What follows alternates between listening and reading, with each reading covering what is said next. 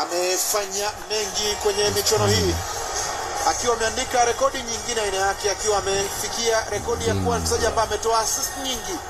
kwenye historia ya fainali za kombe la dunia. Assist 12 alizozitoa kwa nyota 10 tofauti,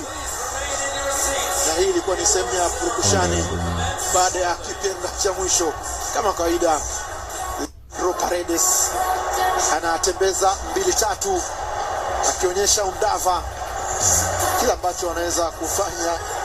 nyota kutoka Amerika ya Kusini. Pengine ni ghadhabu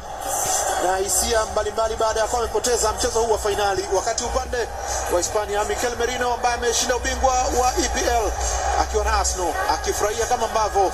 bingwa wa La Liga Ferran Torres akiendelea kufurahia msimu huu kwa mafanikio, wakati ambapo kocha mwenye umri mkubwa Luis de la Fuente akipongezana na nyota ambaye ameshinda ubingwa huu akiwa na umri mdogo Lamine Yamal dhidi ya Messi ambaye